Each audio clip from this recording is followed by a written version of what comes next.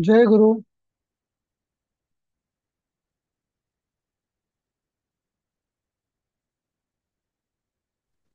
जय गुरु. हम्म. जय काल गुरु. जय गुरु. काल आपण घेतलं नव्हतं ना.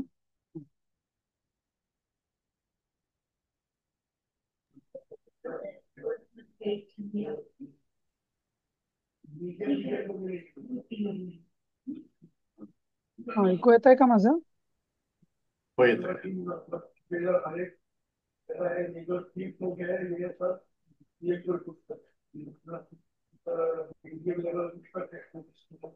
आपला हा पाठ झाला की व्हायचा आहे? व्हायचा आहे का? शेवटचं राहिलं. शेवटचं एक वाक्य आहे. सगळ्यात श्रेष्ठ मुलगी कोण? अच्छा. सब में श्रेष्ठ कौन सी बालिका है? अच्छा. तर सर्वासु का बालिका श्रेष्ठा असती? हम्म. तर उत्तर दिलेलंच आहे.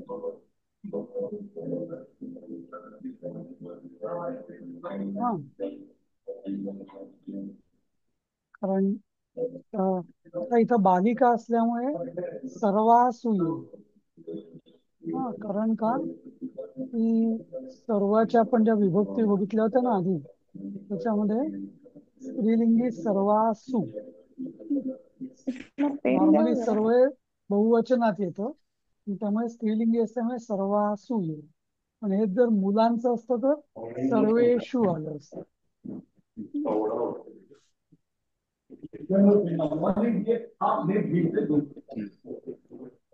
म्यूट म्यूट करा जरा, टीव्हीचा आवाज येतोय बॅकग्राऊंडला.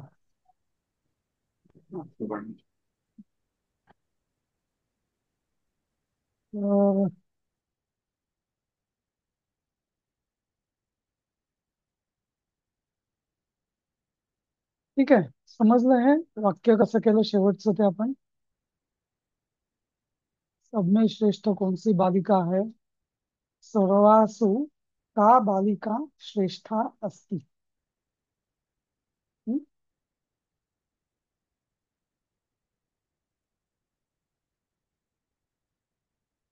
समजलं ना हे सगळं? हा पाठ समजला का? याच्यात काही शंका आहे?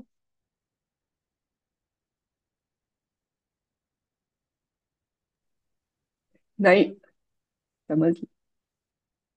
आज खूप कमी जण आहेत आम्ही याला. 8च जण.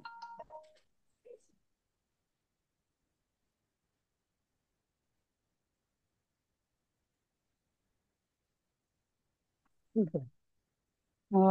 आपण पुढच्या पाठावर जायचं आता. द्वितीय पाठ. हं? सर मला एक विचारायचं आहे. हा. सेकंड सेंटेन्स होते की मीठी बाणी सबको अच्छी लगते, त्याच्यासाठी आपण बाक यूज केला ना तिकडे, मधुरा बाक अं, सर्वेभ्यः रोचते. Second sentence. हा, नाही, बरोबर आहे. हे आणि का? थर्ड सेंटेन्स मध्ये सदैव मिठी बाणी बोलो, तिकडे आपण नित्य मधुराम असे लिहिलं. म्हणजे तिकडे एक मिनिट, मी मधुराम ते, वाचम ना, वाचम. हा नाही, मी काढतो एक मिनिट. हा, तर हा इथं, हा हा, हा. बोला.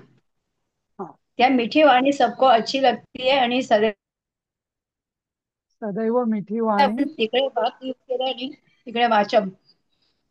हा, तर हम्म.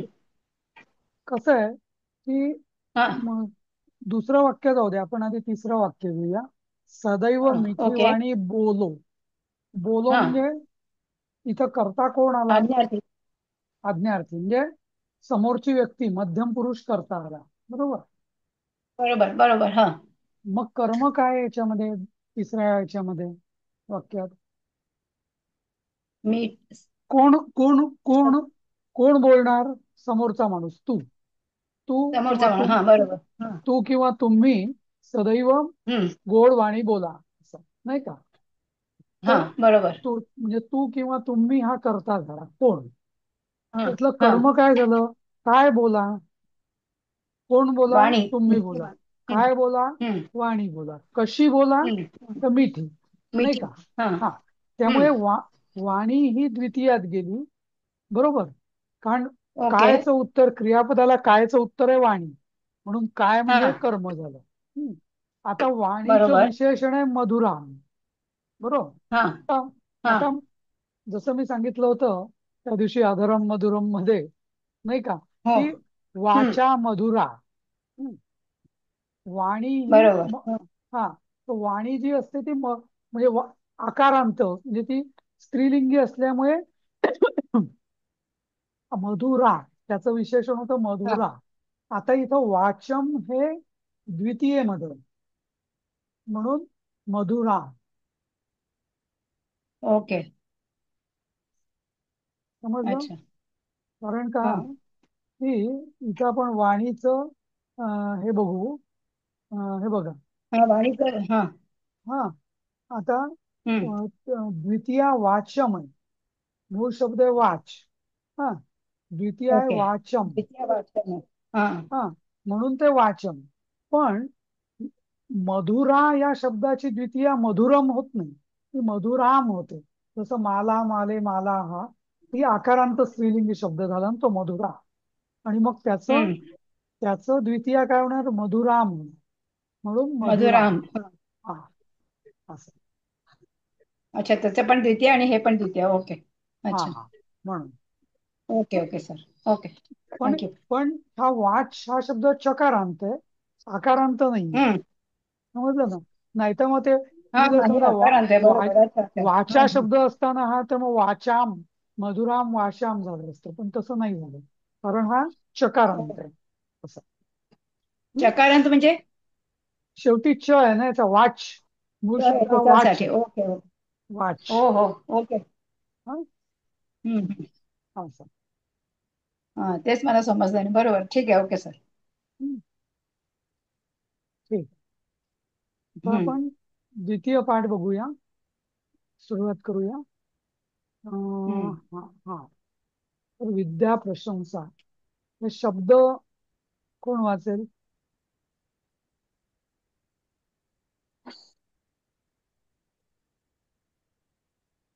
तर या पाठामध्ये अपूर्व हा वाचा.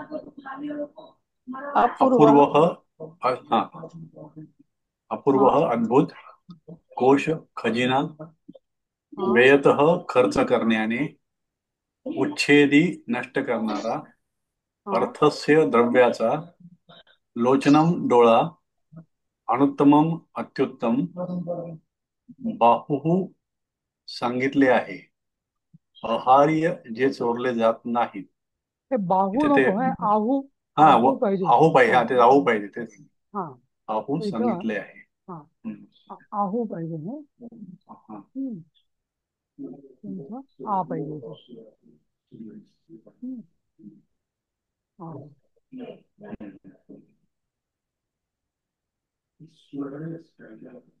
हा, वाचा पुढचं. या. 10 अनर्घ्य अमूल्य हरतुः चोरणारा चुरानेवाला वंटयते वाटतो हा प्रतिपत्तये हा ज्ञानाकरिता हा, ज्ञान के लिए. हम्म. 13 अजून तनोती. तनोती वाढवितो हम्म, बढाता है. वितनोती पसरवितो फैलाता है. हम्म. तर इथं तनोती, तन धातू आहे, त्याचं तनोती होतं. आणि वितनोती म्हणजे विस्तार, म्हणून वितनोती असं या अर्थी. वि हा उपसर्ग विशेष, विस्तार किंवा विरोध या अर्थाने होतो. हम्म. हा. आता आपण हा, आता तिथे विद्या या शब्दावरती किंवा विद्या या विषयावरती हे सगळे सुभाषित आहेत. तर पहिलं सुभाषित वाचा बघू, कोण वाचतोय?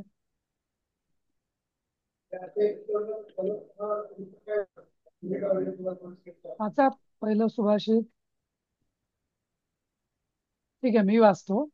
अपूर्व कोऽपि कोशोऽयं विद्यते तव भारती व्ययतो वृद्धिमायाति क्षयमायाति संचयात. हे वाचताना एक लक्षात ठेवायचं की जिथं ऱ्हस्व आहे तिथं दीर्घ करायचं नाही. तव भारती व्ययतो वृद्धिमायाति क्षयमायाति संचयात. ती मायाती असं लोकांना सवय असते, ती असं. तर तसं लांबवायचं नाही ते. हा, संस्कृतमध्ये नेहमी म्हणताना ह्रस्व दीर्घाकडे खूप लक्ष द्यायचं. हा, आता इथं आपण प्रत्येकाचं शब्दार्थ, संधिविग्रह, अन्वय आणि अर्थ असा सगळं दिलेलं आहे. हं. तर अपूर्व म्हणजे पूर्वी कधी झालेलं नाही असं, त्याला म्हणतो आपण अपूर्व. कहा अपि म्हणजे कोणी सुद्धा. हं. कहा म्हणजे कोण, अपि म्हणजे सुद्धा, तर कोणी सुद्धा. कोशा म्हणजे खजिना, भांडार. अयम म्हणजे हा. विद्यते म्हणजे काय, अस्तित्वात आहे. तव म्हणजे तुझा. भारती, भारतीय संबोधन आहे. भारती म्हणजे नदीसारखं भारती, पण तिचं संबोधन आहे म्हणून ते ऱ्हस्व होतो, भारती. हं. व्ययतो, व्ययतः हा मूळ शब्द आहे. व्ययतः म्हणजे काय, खर्च केल्याने. हा, हा, जसं लिखितः, लिखितः तसं धातू साधित आहे. वृद्धिम आयाती, वृद्धिम आयाती म्हणजे वाढ येते. आयाती म्हणजे येते किंवा आणते किंवा वाढ आणतो असं, किंवा वाढतो. क्षयम आयाती, क्षयम आयाती म्हणजे कमी होतो, क्षय आणतो. आणि कशाने, तर संचयात, संचय केल्याने क्षय आणतो किंवा नाश होतो असं. तर इथे विद्या म्हणजे हा जो खजिना आहे सरस्वतीचा, भारतीचा, सरस्वती ही विद्येची देवता आहे म्हणून तिला उद्देशून हे सुभाषित आहे की हे भारती, तव अयम कोश अपूर्व, हा,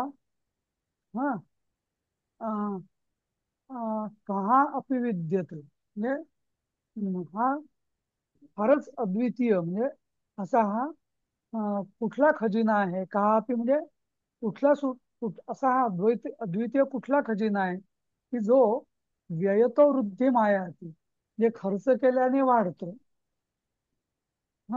आणि संचय केल्याने कमी होतो. कारण का, की जसं वापर केल्याने, विद्येचा वापर केल्याने ती विद्या वाढत राहते. हं. आणि संचय केल्याने, कोणाला न दिल्याने, आपल्यापाशी गुपचूप लपवून ठेवल्याने ती कमी होते. जसं एक उदाहरण देतो मी, की आता मी तुम्हाला संस्कृत शिकवतोय, तर मी संस्कृत शिकवतोय म्हणजे वेळ करतोय म्हणजे देतोय मी, पण त्यांनी माझ्या संस्कृतचं वाढत राहतं शिकवताना. पण तेच जर मी कोणाला, मला जे संस्कृत येतं ते कोणाला सांगितलं नाही, तर मी सुद्धा विसरायला, मला सुद्धा विसरायला होईल, नाही का. तर हे कुठल्याही विद्येचं आहे हे, म्हणजे ही कुठली विद्या ही वाटल्याने वाढते आणि लपवून ठेवल्याने कमी होते. असा हा अपूर्व असा सरस्वतीचा खजिना आहे, विद्येचा खजिना. हम्म. हम्म. समजलं सुभाषित हे. हो. असे हो, विद्येवरती हे छान सगळे आहे. हो. एक एक सुभाषित आहे हं. की खर्च केल्याने, हं. म्हणजे बाकी सगळ्या खजिन्यात काय होतं, खर्च केल्याने खजिना हं. कमी होत ते असतो. संपत. जसं बँकेतले आपले पैसे खर्च आपण काढल्याने कमी होतात, नाही का, आणि ठेवल्याने राहतात, वाढतात व्याजाने वगैरे. पण हा खजिना मात्र वेगळाच आहे विद्येचा. हा खर्च केल्याने वाढतो आणि हं. साठवून ठेवल्याने कमी होतो. असा अपूर्व असा खजिना. ज्ञानदानाचं पुण्य. हा. हम्म. हं. ठीक आहे. तर याचा भावार्थ पण दिलेला आहे. हा, ही हे मी तुम्हाला नंतर स्लाइड्स पाठवेन या, त्याच्यात अगदी पूर्ण हो, हो. डिटेलमध्ये सगळं भावार्थ, सारांश वगैरे हं, वगैरे असं हं. सगळं छान दिले. दिलेलं आहे. बरं. हं. नंतर पुढचं सुभाषित आहे. अनेक संशयोच्छेदी, उच्छेदी, संशय उच्छेदी, परोक्षार्थस्य दर्शकम, सर्वस्य लोचनम शास्त्रम, यस्य नास्त्यंध एव सः. तर इथं शास्त्र याला डोळ्यांची किंवा नेत्रांची उपमा दिलेली आहे. जसं आपल्या देहामध्ये डोळे काय काम करतात, सगळं स्वच्छ दिसतं आपल्याला, नाही का. आंधळ जो माणूस असतो त्याला काही दिसत नाही, त्याला कशाचं दर्शन होत नाही. पण ज्याला डोळे आहे, ज्याला दृष्टी आहे, ज्याला नेत्र आहे, त्याला सगळं दिसतं. पण सुभाषितकार असं म्हणताय की नेत्ररूपी शास्त्र ज्याच्याकडे नाही, तो डोळे असून सुद्धा आंधळाच आहे. म्हणजे थोडक्यात इथं सुशिक्षितपणा किंवा शिकण्याचं महत्व वर्णन केलेलं आहे. की जर आपण शिकलेलो नसू, शास्त्र आपल्याला माहिती नसेल, सुशिक्षित आपण नसू, तर आपण नुसते नावाला डोळस आहोत, पण तसे आपण आंधळेच होतो. आणि याची आता मग दिलेलं आहे की कसं आहे, तर अनेक संशयोच्छेदी, अनेक संशय, सगळे संशय मनात जेव्हा आपल्याला दिसत नाही किंवा जे आपल्याला माहिती नसतं तेव्हा मनात खूप संशय असतो, नाही का. हे असं होईल का, तसं होईल का, भीती वाटते, काय होईल वगैरे. तर त्या सगळ्या संशयांचा उच्छेद किंवा निराकरण होईल कशाने, हा, परोक्षार्थस्य स्य दर्शकम. आता परोक्ष हा शब्द आहे ना, हा म्हणजे पर अक्ष म्हणजे काय, की सगळ्या गोष्टी आपल्याला स्वतः बघण्याची आवश्यकता नसते, नाही का. एका दुसरा कोणीतरी ते बघतो आणि ते लिहून ठेवतो आणि ते आपण वाचतो, मग आपल्याला कळतं, त्याला म्हणतात परोक्ष. अध्यात्मामध्ये पण अपरोक्ष म्हणून पण शब्द आहे ना, माझ्या अपरोक्ष हा, सेम. सुजाताई तुम्ही एकदम छान मुद्दा काढला. तर हे अपरोक्ष जे आहे ना, मराठीत आपण म्हणतो ना, माझ्या अपरोक्ष असं घेतलं, माझ्या अपरोक्ष त्यांनी त्याला हे दिलं किंवा असं बोलणं झालं.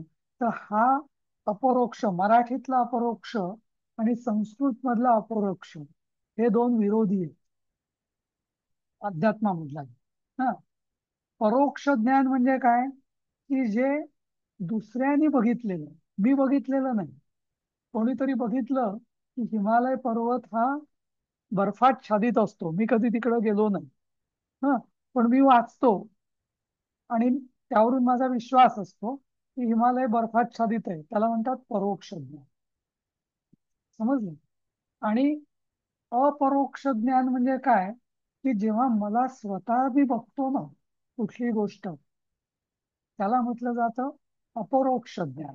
म्हणजे अध्यात्मामध्ये सुद्धा जेव्हा आपण नुसती पुस्तकं किंवा ग्रंथ वाचून जे ज्ञान मिळतं, गुरुनी शिकवून किंवा ग्रंथ वाचून जे ज्ञान मिळतं, त्याला म्हणतात परोक्ष ज्ञान.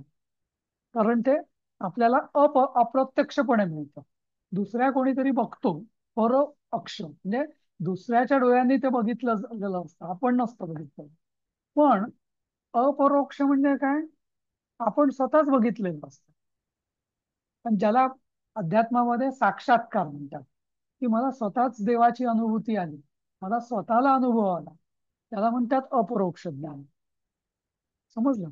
पण मराठीत अपरोक्षाचा अर्थ उलटा होतो. म्हणजे माझ्या अपरोक्ष असं झालं, वास्तविक माझ्या अपरोक्ष असं झालं म्हणजे खरं तर संस्कृतमध्ये मी स्वतः ते बघितलं असं व्हायला पाहिजे.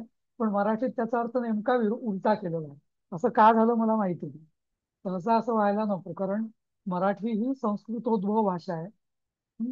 त्यामुळे ते सगळे तत्सम शब्द आहेत खरे, हे संस्कृतातून आलेले. पण याचा अर्थ असे दोन चारच शब्द आहे मराठीत की ज्याचा अर्थ उलट झालेला. समजलं ना हे अपरोक्ष परोक्षच भेद काय आहे तो. हो सर.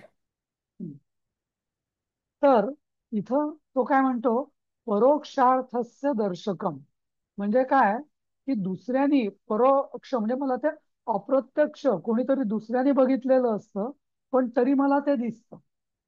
कशाने? मी शास्त्राचं अध्ययन केलं असेल तर, नाही का? की म- म- कुठलीही गोष्ट जी शास्त्रात लिहिलेली आहे त्यात मला स्वतःला ती अनुभव घेण्याची आवश्यकता नाही. ते त्यांनी कोणीतरी लिहिलेला आहे, अनुभव घेतलेला आहे आणि त्यांनी मला सांगितलेलं आहे, ते शास्त्रात लिहिलंय, गुरुनी सांगितलेलं आहे. त्यामुळे ते मला ते म्हणजे मला माझ्या डोळ्यांनी काम करायची आवश्यकता नाही. असं.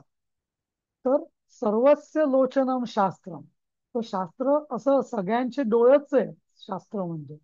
कारण ते तुमच्या म्हणजे तुम्ही जे स्वतःच्या डोळ्यांनी पाहू शकत नाही किंवा बघू शकत नाही, अनुभवू शकत नाही, ते ते सुद्धा तुम्हाला ज्ञानप्राप्ती शास्त्राभ्यासाने. हम्म. पण अशा शास्त्रांचा ज्याने अभ्यास केलेला नाही तो न अस हा हा अंधा असती, तो अंधच आहे. असा म्हणजे याचा अन्वय काय? अयम शास्त्र हा अनेक संशया उच्छेदी. हे शास्त्र अनेक संशयांचा उच्छेद करणारं, समूळ नाश करणारं. परोक्ष हा अर्थस्य दर्शकम. परोक्ष म्हणजे अप्रत्यक्षपणे सुद्धा मला ते शास्त्र अर्थाचं ज्ञान दाखवून देतं, अर्थज्ञान दाखवतं. यस्य सर्वस्य लोचनम शास्त्रम न असती, की ज्याच्याकडे म्हणजे सगळ्यांचे डोळे असलेलं शास्त्र नाहीये, तो अंधच आहे. असं. तर इथं अशिक्षित माणसाला किंवा शास्त्राभ्यास न केलेल्या माणसाला आंधळ्याची उपमा दिली आणि एका अर्थाने ते खरंच आहे, नाही का? समजलं हे सुभाषित?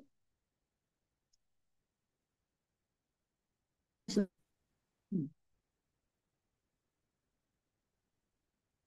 सर्वद्रव्येषु विद्यैव द्रव्यमाहुरनुत्तमम् आहार्यत्वात् अनर्घ्यत्वात् अक्षयत्वाच्च सर्वदा. तर सर्व द्रव्येषु म्हणजे सगळ्या द्रव्यांमध्ये, द्रव्य म्हणजे संपत्ती, सगळ्या प्रकारच्या वस्तूंमध्ये, संपत्तींमध्ये विद्या विद्या एव म्हणजे विद्या हीच किंवा ज्ञान किंवा विद्या किंवा शास्त्र हेच द्रव्यम म्हणजे ती संपत्ती. आहुहू आहू म्हणजे म्हटलेलं आहे. अनुत्तमम अनुत्तम म्हणजे सगळ्यात अमूल्य ज्याला आपण म्हणतो तसं अनुत्तम म्हणजे सगळ्यात उत्तम, ज्याला तुलनाच नाही असं. का बरं? विद्या हे विद्या ही संपत्ती सगळ्यात अनुत्तम किंवा अमूल्य काय आहे, सर्वोत्तम का आहे? कारण अहार्यत्वात.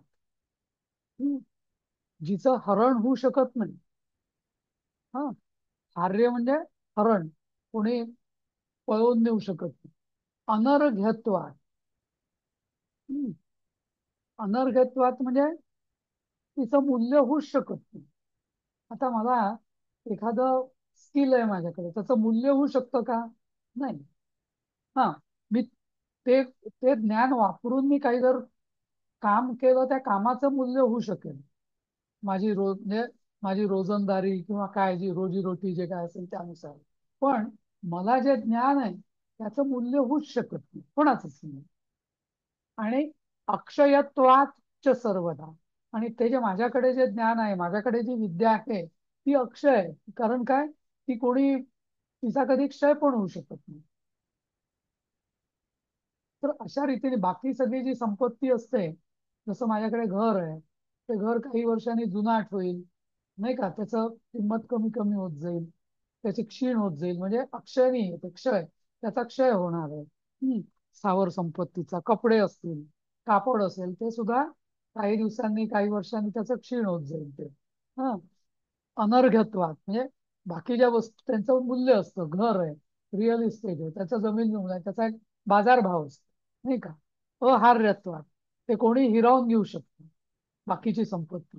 पण ज्ञान किंवा विद्या ही अशी गोष्ट आहे की ना ती हिरावली जात, ना तिची मूल्य होऊ शकत आणि ना तिचा क्षय होऊ शकत. असा हे सर्वोत्तम विद्या हे सर्वोत्तम द्रव्य आहे सगळ्या संपत्तीमध्ये. द्रव्यमाहुरनुत्तमम याचे फोड काय होईल? द्रव्यम आहुहु अनुत्तमम. इथे लिहिलंय ना संधी विग्रह. द्रव्यम आहुहु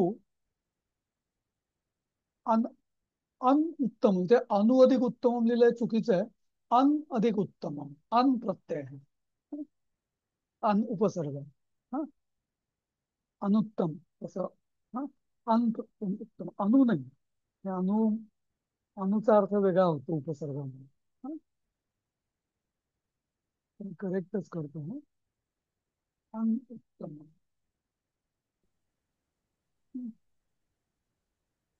मग तो र कसं काय आलाय? तो विसर्ग जेव्हा येतो, हम्म, आहुर अनुत्तम, विसर्ग संधीमध्ये र येतो ना बऱ्याचदा. आपण गेल्या याच्यात विसर्ग संधी शिकलेलो होत ना. इकडं ओ आहे, तिकडं उ आहे. हो, पण आहुहु अनुत्तमम, ते हुहु अनुत्तमम हे ध्वनिशास्त्रानुसार त्याचा रकार होणार असं आहे. कारण नाहीतर तो स्वर एकमेकात मिसळत नाही ना. नुसतं आहू असतं तर उ आणि उ अधिक अ बरोबर व झालं असतं. हो अव झालं असतं तुझं. अव उ आणि अच अव झालं असतं. पण इथे हो. उ आणि अ नाही, इथं विसर्ग आणि अ आहे.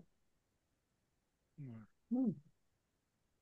अजून एक याच्यामध्ये अहार्यत्वात आणि अक्षयत्वात या दोघांचाही अर्थ सेम लिहिलाय. नाश न होणारे, भंग न पावणारे. अहार्यत्वात इथं भंग किंवा नाश न होणारे नको, हरण न होणारे असं पाहिजे. हरण न. हरतृच का? हरतृ सारखं. हो, अहार्यत्वात हरण न होणारे. अहार्यत्वात हरण न होणारे म्हणजे हिरावून न घेतल्या जाऊ शकणार.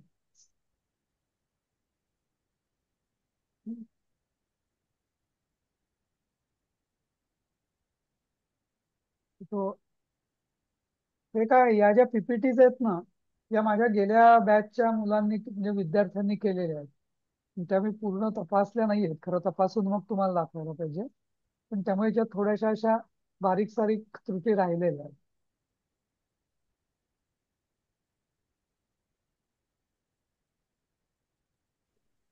ठीक अवघड आहे. वाटतंय फार हे. हे काय अवघड आहे? हे काहीच अवघड नाही. आणि दुसरं एक लक्षात घ्या की इथं तुम्हाला हे जे सुभाषित मी सांगतोय आणि याचं सगळं फोड वगैरे सांगतोय ना, परीक्षेच्या दृष्टीने तुम्हाला याचं काही व्याकरण किंवा याच्याशी फारसा संबंध नाहीये. तुम्हाला ही संस्कृत मध्ये जे सुभाषित नावाचं म्हणजे साहित्य, संस्कृत साहित्यामध्ये सुभाषितांना एक वेगळं स्थान आहे. तर त्याची तुम्हाला ओळख व्हावी म्हणून हा पाठ आहे. म्हणजे फार काही तुम्हाला यातलं व्याकरण किंवा अगदी व्याकरणाच्या दृष्टीने अगदी परफेक्ट नाही झालात तुम्ही याच्यामध्ये तरी हरकत नाही. त्याच्याकरता वेगळे पाठ आहेत आपण. हं? हे पाठ करायची गरज नाही ना? नाही, पाठ करायची गरज आहे. हा, कारण ते पहिला पूर्ण करा वगैरे वगैरे असं येऊ शकतं आणि त्याचा अर्थ भावार्थ विचारला जाऊ शकतो. हं? पण शब्दांची फोड किंवा हे वगैरे असं काही तुम्हाला करायची संधी गरज नाही. विग्रह वगैरे. एवढं संधी काही विग्रह करायची वगैरे गरज नाही. करायला. हे तुम्हाला माहिती व्हावं म्हणून मी एवढं सगळं केलेलं आहे. पण नाहीतर एवढ्या करायची काहीच गरज नाहीये. तुम्हाला फक्त मी नाही, पण हे सुभाषित छान सांगितलं. केलंय. हे वाचल्याने जास्त चांगलं समजू शकतो. बरोबर. हं. तर याचा तुम्ही फक्त रसास्वाद घ्या सुभाषितांचा. बाकी फार डोक्याला त्रास देऊ नका. समजलं तर चांगली गोष्ट आहे, नाही समजलं तरी हरकत नाही. हं? व्याकरण दृष्ट्या.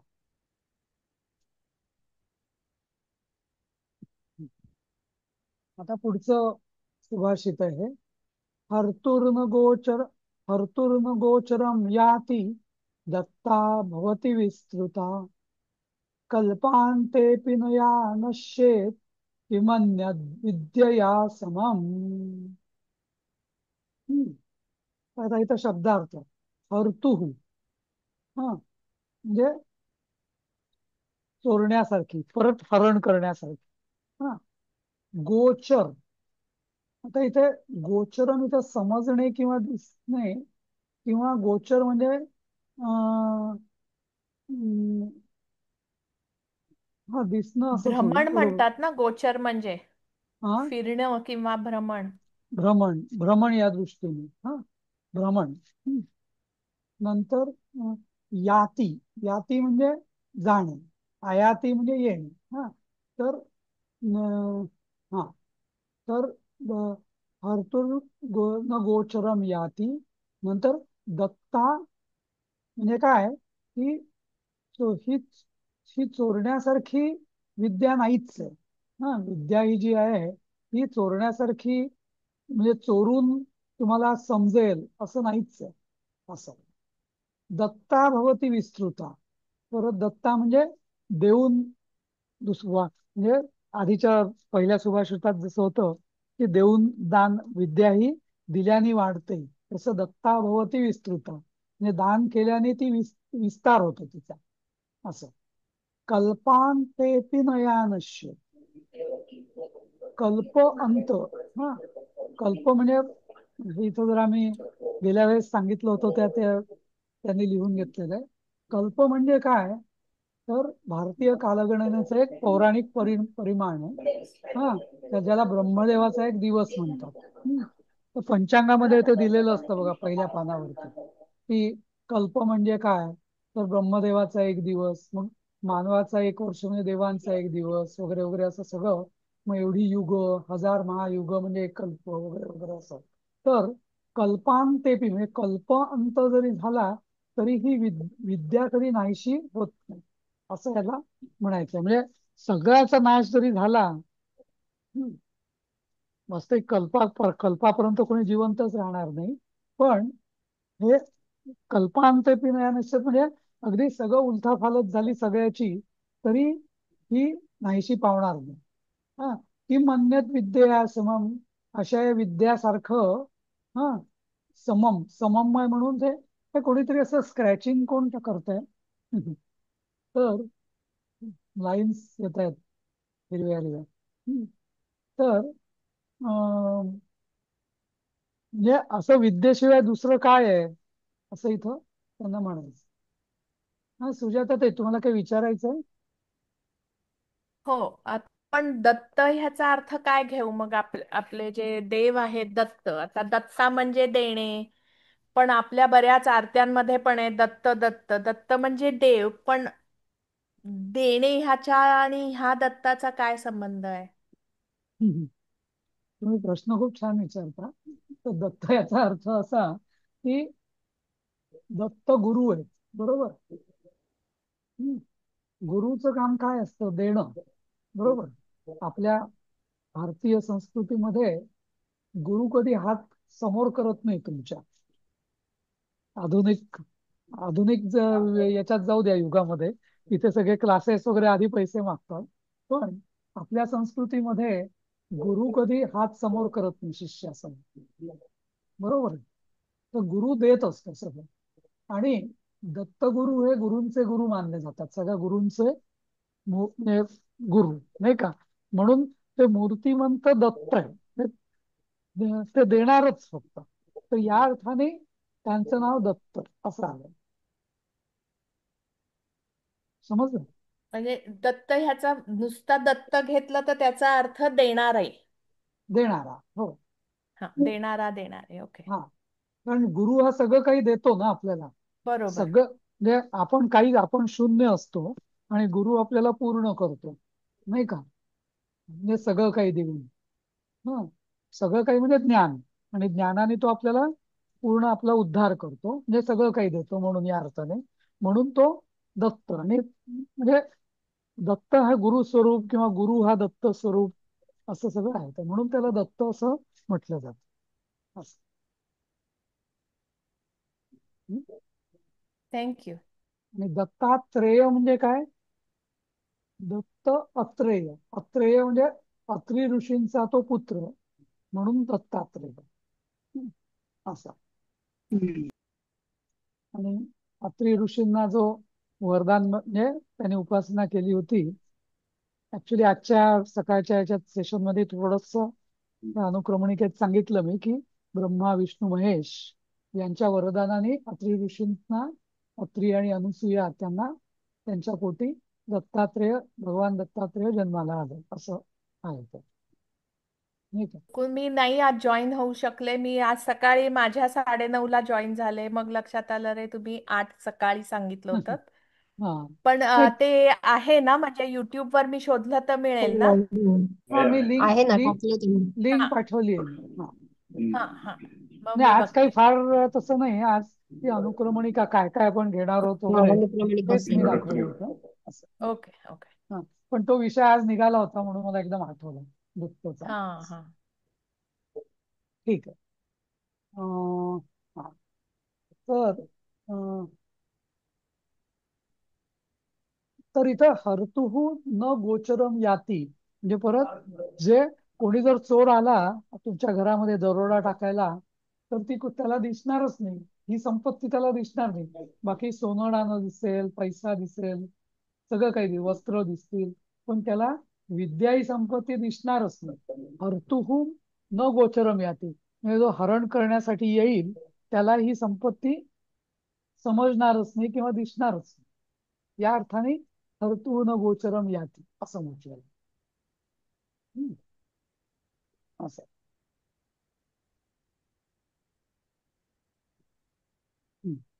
तर पुढलं असाच श्लोक आहे हा. ज्ञातिभिर्वटयते नैव चोरेणापि न नीयते दानेक नैव क्षयं याति विद्यारत्नं महाधनम. हा ज्ञातिभिः ज्ञाती म्हणजे काय? नातेवाईक किंवा ऍक्च्युली आपला जो मराठी जाती हा शब्द आलेला आहे ना मराठीमध्ये जाती, हा ज्ञातीचा अपभ्रंश आहे.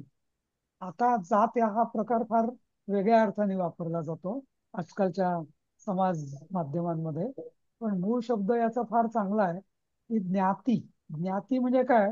विशिष्ट ज्ञान, ज्या समाज घटकांनी विशिष्ट विशिष्ट ज्ञान जोपासलेलं असतं ती एक विशिष्ट ज्ञाती झाली.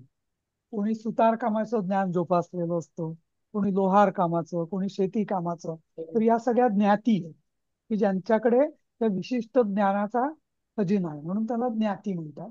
आणि ज्ञातीभिही ज्ञाती म्हणजे मग त्या विशिष्ट ज्ञान असलेल्यांचा समूह ही झाली ज्ञाती. आणि त्या ज्ञातींमध्ये वटयते नैव, वटयते नैव म्हणजे ते वाटलं जात नाही. हा त्या ज्ञातीचं पूर्वी जी आपली समाज व्यवस्था होती तर त्याच्यामध्ये सगळं जो व्यवहार असायचा म्हणजे न्यायनिवाडा वगैरे तर तो सगळ्या ज्ञातीमध्ये असायचा. तर त्या ज्ञातींचं पंचमंडळ बसायचं आणि न्यायनिवाडा करायचे. पण म्हणजे त्यांच्या त्या न्यायनिवाड्यात सुद्धा विद्या ही जी संपत्ती आहे हिचं काही वाटणी होऊ शकायची नाही. म्हणून असं म्हटलेलं आहे की ज्ञातीभिर वटयते नाही चोरेण अपि न नीयते. आणि चोराने सुद्धा चोर सुद्धा तिला नेऊ शकत नाही. बाकी सगळं तुम्हाला लुटेल पण तुमची विद्या कशी काय नेणार? दाने नैव क्षयम याती. सगळं तुम्ही दान दिलं तरी तिचा क्षय होत नाही. विद्यारत्नम महाधनम असं हे सगळ्यात मोठं धन आहे विद्यारत्न. हे पूर्ण सुभाषित माला जी आहे तर ही विद्या, शास्त्र, शिक्षण याचं महत्व सांगणारी ही सुभाषित आहे.